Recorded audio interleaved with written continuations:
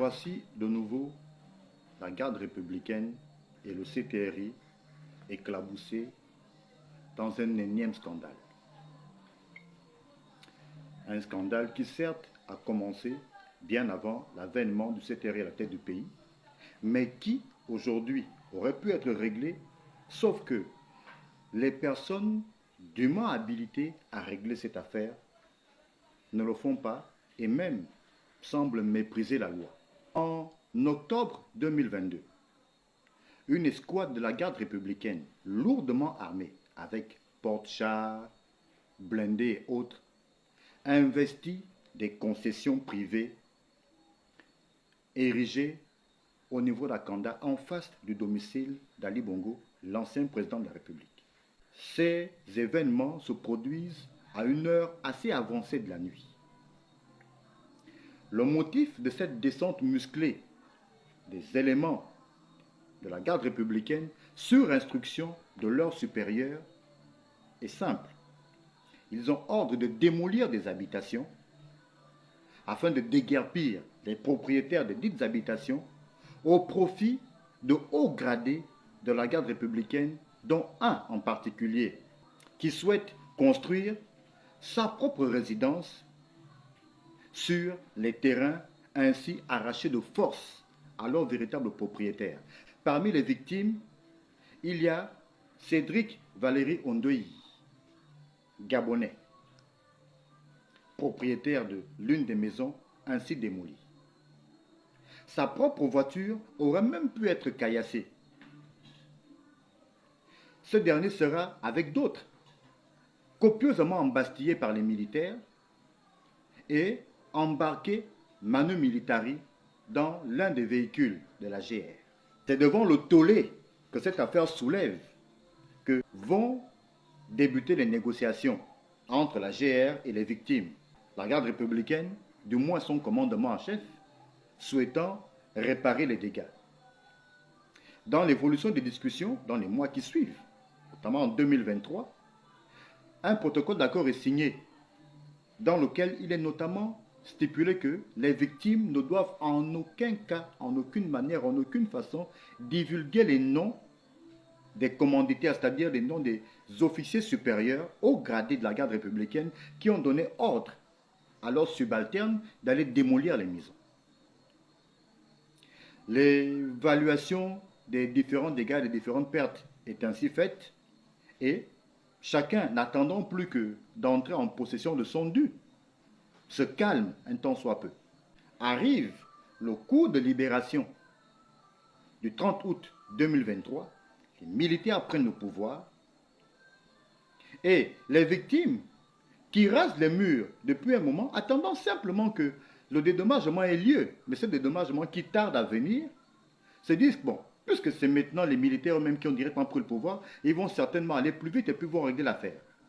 Sauf que le dossier qui a atterri entre-temps aux services spéciaux de la garde républicaine, des correspondances ont été adressées aux victimes, parties de droit, qui les ont appelées à la table de négociation. Un terrain d'entente avait été trouvé. Les victimes avaient consenti à faire profil bas avec la garantie qui leur avait été donnée que tout serait réglé. Par voie d'huissier, il leur est dit que les différents montants arrêtés leur seront reversés. Sauf que, en date du mois de février 2024, tout s'arrête. Le dossier qui a atterri entre-temps à la DGSN, la fameuse Direction générale de la sécurité militaire, là-bas, il va être demandé aux victimes d'accepter de verser un certain pourcentage de la somme que chacun d'eux devait percevoir au titre des dommages et intérêts.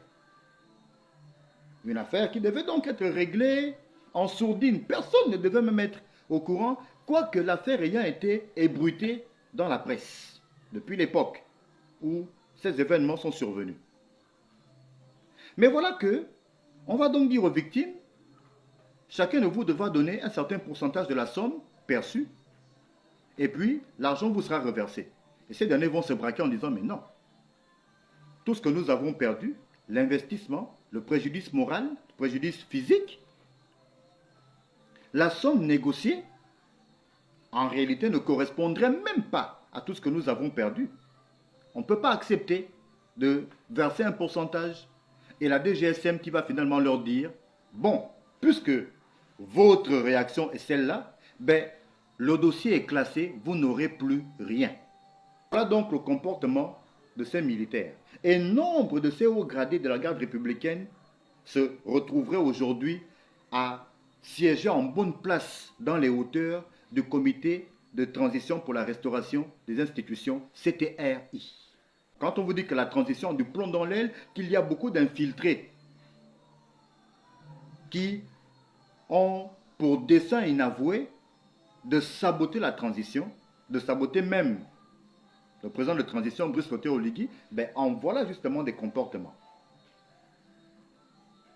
À savoir d'ailleurs si cette affaire, quand elle est survenue en octobre 2022, le commandant en chef de la garde républicaine a dûment été informé de la situation. Ou s'il a été informé, a-t-il donné instruction pour que l'affaire soit réglée? Pourquoi cette affaire a-t-elle traîné au point qu'aujourd'hui les militaires qui ont tous les leviers du pays pour régler cette affaire ne le font pas?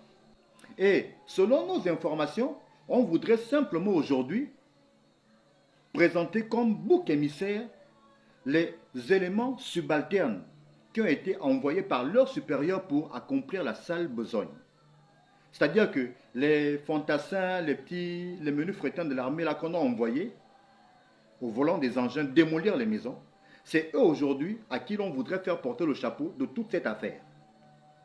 Et les gros gradés eux-mêmes, qui sont les commanditaires, qui sont les donneurs d'ordre, eux-mêmes peuvent tranquillement sauver la face.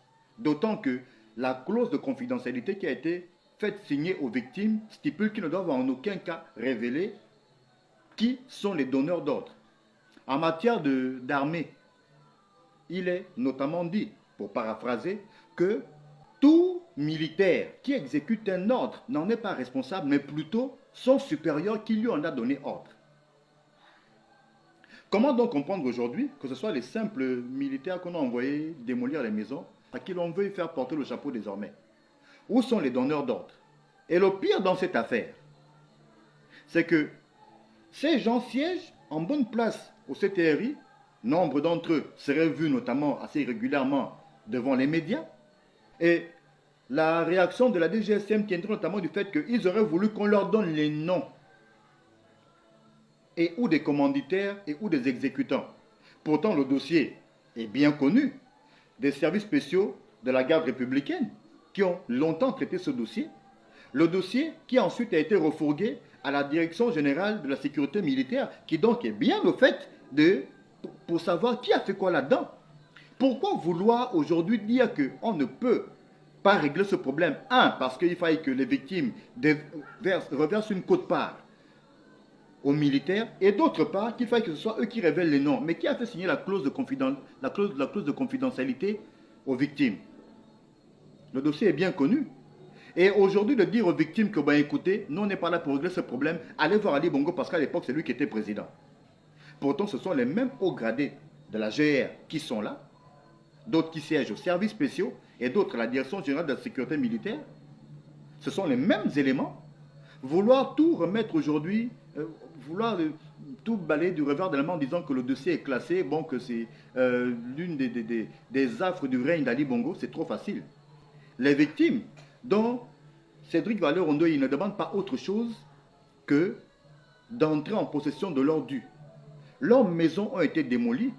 Et d'ailleurs, pour faire avancer le dossier, ces derniers se sont tournés du côté de l'ANUTTC où les dossiers étaient dûment constitués parce que chacun d'eux a un titre foncier en bonne et due forme. Les parcelles ont été acquises normalement, régulièrement. Voilà donc cette énième affaire. Voilà donc qui met de nouveau à nu le comportement blâmable de certains membres du CTRI, de certains militaires, et en l'occurrence membres de la GR. Autant de faits d'ailleurs qui nous valent de nous faire taper parfois sur les doigts dans le but de nous intimider, nous empêcher de traiter, de dévoiler certaines tares. Les victimes ne demandent pas autre chose. Vous avez démoli leur maison pour ravir leur terrain, pour y construire vos résidences, Pensez aujourd'hui que se comporter de la sorte ferait que cette affaire ne connaisse pas son épilogue, que plus personne n'en parle, ce serait trop facile. Dernièrement, les victimes sont montées au créneau via une conférence de presse. Nous avons suivi cette affaire de près, en scrutant les moindres éléments de preuve. Le plus dramatique ou le plus blâmable, c'est selon dans cette affaire, c'est que au parquet de Libreville, qui a dûment été saisi par qui de droit, le dossier aurait disparu. Rendez-vous compte, vous déposez plainte au tribunal de Libreville et puis on vous dit que le dossier a disparu. On ne le retrouve plus. Comme c'est curieux. Plainte a été déposée à la médiature de la République, qui est restée muette. Le Conseil d'État a été saisi. Mais le Conseil d'État a botté en touche, refusant de lire le droit. Voilà donc 1 an et demi que dure ce bras de fer. 1 an et demi que des gens à qui on a démoli des maisons ne demandent pas autre chose que d'être dédommagés conséquemment. L'évaluation des différentes pertes subies par les uns et les autres a été faite conformément à la loi. Les montants sont connus. Le dossier a bien évolué, autant au niveau de la GR qu'au niveau d'autres instances dûment habilitées à traiter ce genre de litige. Et donc, pour avoir refusé de reverser un certain pourcentage des sommes que chacun devait percevoir aux militaires, on va donc leur dire, écoutez, le dossier est classé. Est-ce que ça sonne normal? Et que les victimes entrent dans leur bon droit, entrent en possession de ce qu'il leur est dû. Ils n'ont pas volé cet argent. Leur maison, construite sur fonds propres, beaucoup sont même encore en train de rembourser des crédits qu'ils ont contractés auprès des banques pour pouvoir construire leur maison. Et on va leur dire comme ça que, bon, écoutez, c'est classé. Qui paye la note? La transition a du plomb dans l'aile. Le CTRI est gangréné par des brebis galeuses. N'ayons pas peur de le dire. Quoi que ça nous en coûte. Très bien, on avance.